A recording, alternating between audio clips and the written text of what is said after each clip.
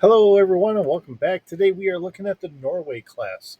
So, the Norway, um, being one of 231, or actually 297 in all, um, being a relatively minor class that we don't typically get to see. Uh, we do have the USS Budapest. Um, as said before, there have been 297 built in all, and 231 have been lost. So we do have a length of 364 meters, a beam of 225 meters, a height of 52 meters, which gives us roughly about 12 decks according to Daystrom Institute. Uh, this is listed as having a mass of 622,000 metric tons. We have a crew of 190 with a 500 person evacuation limit.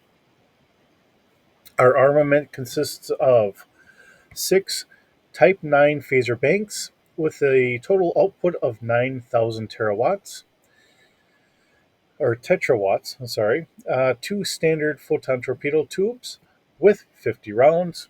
We do have our standard shield system with a capacity of 945,000 tetrawatts, standard uranium tritanium single hull, and a standard level structural integrity field.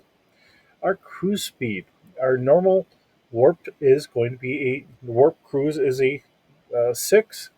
Our maximum cruise is going to be an 8.4, and max rated is 9.7 for 12 hours.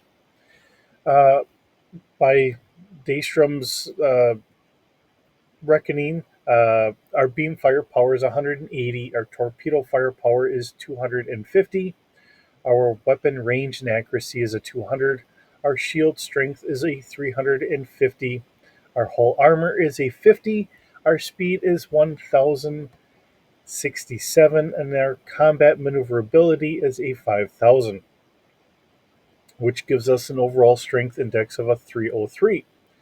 Our diplomatic capability is a 4. Um, the expected hull life for Norway is going to be 80 years. Minor refit and standard refit are going to be every year, and a major every 20 years. So, from Daystrom's write up, with the Akira and Steam Runner design projects well underway by the late 2340s, Starfleet felt that it had cured the problem of fleet wide obsolescence and combat deficiency that had faced uh, upon it. Starfleet Command now turned its attention to other areas. The Akira, Steam Runner, and Saber classes had been rather more combat oriented than the average fleet design. Concentrating on these vessels had left a gap for more important areas of science and diplomacy. In 2353, Starfleet requested a new class of starship to complement the scientific conferences on a significantly larger scale than its counterparts could manage. Development of the Norway class went relatively smoothly with a prototype launch in 2360. A series production begun later that year. The ship uh, have a single hull of triangular profile with two nacelles supported on struts, which project aft. In most respects, the design is exceptional, lagging slightly behind the cutting edge represented by the Akira, Steam Runner, and Saber classes. The designers generally chose reliability and low maintenance over performance.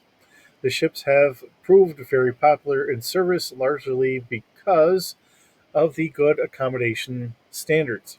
Norways have served with great distinction throughout the Federation, playing hosts to conferences or countless functions and events. Uh, sent, in my kind of wild take to this, this is a great kind of early replacement of the Oberth class. Um, let's see, we also have listed here the Norway is a tough. On to call after writing pages of the Akira Steam Runner and Saber classes. There wasn't much I could think of to say about it yet. Another new design. I settled on saying that there were others were balanced a little more towards combat. The Norway was based more around the diplomacy side of things. Very little of the Norway entry is canon because we know virtually nothing about these ships. I know that we haven't seen a single Norway class since First Contact. I open to suggestion or comment about these ships. Now, this is from the writer here from Daystrom, which is very true in so many ways. We don't have a huge wealth of information here, and it's one of the few ships that started off with the CGI designs, um, kind of coming in and just being a filler ship to try and showcase the wide variety of Starfleet's fleet as we move along. And yes, there is not much here um, to start with. So, with that being said, let's get into our D6 stats and see what they have from D6 Holocron and what they have learned from Memory Alpha and Memory Beta, which is where they get a lot of their information from. All right, so looking at the Norway class here, this is a frigate, capital scale. Uh, Again, our length is 364 meters. Our width is 225 meters, and our height is 52 meters. Ship mass holds the same here at 622,000 metric tons. This is a size 6 ship. We do have an autopilot of a 4D plus 1, so not too bad for an autopilot. Our crew is 190, and a skeleton crew of 19 can manage with a plus 10 to all of its rolls. We do have passengers of 80. Cargo capacity is 100,000 metric tons, and we have enough consumables for about 2 years. Our warp drive is doing a 6 for a standard warp, 9.2 for the max, and 9.7 for 12 hours for our max rated. So this does make it a little bit faster at our max warp speed than what was listed from Daystrom. Of course, we do have our nav computer. Our maneuverability is a 1D plus 1. Our space speed is listed as a 9.5. Our hull is a 4D, and shields is 3D. Not too bad for a standard little ship in a lot of regards. Let's see, our sensor package. We do have passive scanning going out to 6 kilometers with a plus 2 rating or a bonus. Our active scan out to 13 kilometers with a 2D plus 2 bonus. Our active search is 17 kilometers with a 3D plus 2 bonus, and a focus out to 500 meters at a 4D plus 1 bonus. All right, so our weapons. Now they have it listed as two Type 10 phaser arrays instead of Type 9. Fire arc is 405-degree dorsal and 360-degree ventral. So this is on the top and bottom of the saucer section. Fire control is 2D plus 2. We do have a fire rate of 4 and damage of 4D. We also have 4 Type 10 phaser arrays. We have two 360-degree dorsal and two 360-degree ventral. These are on the pylons, starboard pylons. Okay, yeah, these are on the top and bottom of the pylons. So as we look here, we're going to have it. I don't know if it's going to be along the strut here in the middle, or if it's going to be kind of jutted out here. I don't know how you want to consider that, but that's what they're saying. We do have a fire control of 2D plus 2. Our fire rate is 2, and damage again is going to be at 4D. We do have two photon torpedo launchers, one forward and one aft, but they are both self-guided. Let's see, ammunition. So I don't know if this is a typo or somebody really just decided to gun this up for a different variant or what have you. Our fire control is 2D plus 2. Our ammunition is 1,230 Type 2 photon torpedoes. Like I said, I don't know if they just meant to be a missile class frigate. You know, everyone's taking their best guess at this, so let's just kind of leave it at that. Whether it's right or wrong or whatever else, um, everyone's just trying to come up with their definition of what this is. As stated from Daystrom, there is little known about this craft, so we're trying to fill in the gap here. All right, so we do have a spread of 10, so we can shoot 10 torpedoes from either launcher in one round. We do have 40 damage. We do have our tractor beam type, a class 3, two forward and one aft, or three class delta. I'm sorry, I'm getting this all messed up because I'm thinking just the number of torpedoes listed on this is just astronomical compared to what else we've seen in a lot of these ships. All right, so we do have three class delta tractor beams, two forward, one aft. Uh, Fire control is 2D. Strength is 4D plus 2. Our standard shuttle bay tractor beam with a fire control of 1D plus 1 and a strength of 3D. Now, our crew quarters, we have 170 basic quarters, 50 expanded, 20 luxury, and 5 unusual. This is coming in at 10 decks according to what we have on D6 Holocron.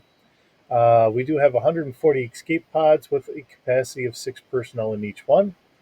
And this was commissioned in 2369 by Earth Reckoning, which seems a little off from what Daystrom had said, but either way. We do have 4 personnel transporters with a 4-person capacity. We have 4 emergency transporters, which have a 20-person capacity, and 4 cargo transporters with a 400 kilogram capacity. Our shuttle bay gives us the room for 4 shuttlecraft and 2 shuttle pods, and we do have 120 probes. This does have a captain's yacht, and the write up that we have here. The Norway was a type of Federation starship in service in the Starfleet in the late 24th century. Development following the devastating Battle of Wolf 359 in 2367, Starfleet Command undertook an urgent review of starship design. The results was a new generation of starships, including the Norway, which had entered service in the early 2370s. In common with the Sabre, Akira, and Defiant classes developed by the Advanced Starship Design Bureau. Alongside it, the Norway class featured a less or featured the latest propulsion, defensive and offensive systems, and a revolutionary design intended to be lessen the profile of the ships, making them smaller targets. In contrast to the large, spaced out design of the Galaxy class starship, Norway class vessels were almost flat, featuring a triangular primary hull with 2 rectangular beams projected rearward from the top of the saucer, which compact or which compact uh, nacelle pylons supported the warp nacelles. From the side of the Norway class presented a very narrow profile. Its latest or largest surface could be found on the dorsal or ventral sides, which were still compact compared to earlier starship designs. The class also featured an atypical smaller number of viewing ports on the external hull. The Norway's smaller engineering hull was located atop the primary hull and comprised the uppermost decks of the ship, directly behind the bridge and above the 2 rear-facing shuttle bays. A compact but powerful warp core enabled a top speed of warp 9.7. Defensive and tactical systems included a navigational deflector below the bridge, deflector shields, 2 fore and 1 aft mounted photon torpedo launchers, and 6 to 9 phaser arrays, 6 dorsal, 3 ventral, of which 6 were Type 10. Two of this were mounted on the dorsal trailing edge of the engineering hull catamaran. Production for the class was based out of the Advanced Starship Design Bureau Integration Section at Space Dock 1. This comes from DS9 Reference Technical Manual. Norway class starships have large shuttle bays that can house short and long range shuttlecraft, shuttle pods, work bees, support modules, maintenance platforms, and Danube class runabouts. Let's see, service. At least 4 Norway-class vessels saw combat action against the Borg Cube in Battle Sector 001 in the year of 2373. At least one of these vessels was lost during the attack. Now, this comes from the First Contact movie, DS9 Mission Gamma novel, Lesser Evil, FN short story Making a Difference, and Official Starships Collection Issue 61, Norway class. The class later saw action in the Dominion War. The Norway vessels' service in the conflict included use of an evacuation craft with its 500-person evacuation limit, often used as accommodation. Uh, the entire crew complement of another vessel. This comes from Star Trek Reference Fact Files, File 31, Card 24. At least one Norway class starship was stationed at Starbase 375 during the Dominion War in 2374, the official Starships Collection issue 61 Norway class. The class remains in service in the 2380s with the USS uh, Mayornal patrolling the Federation border in the Hellespont sector in 2385. This is a DS9 novel, Sacraments of Fire. So, of course, we have Memory Alpha, Memory Beta cited as sources, and Starship Recognition Manual. So they were able to find some more information from some of the novels and some of the other sources that have been kind of trickled here and there than what Daystrom has. Um, and it's just one of those things of, you know, as we come up with new designs to put in for helping to defend the Starfleet, how do we as gamers come up with the stats for all this stuff? It's fun and interesting, and it always makes the travel interesting. Um, because half of what we do here is just trying to come up with the extra flavor of how big, grand, and wonderful Starfleet is. Sometimes we kind of lose sight of that. Everyone has their favorite ship, which is one of those things with this series.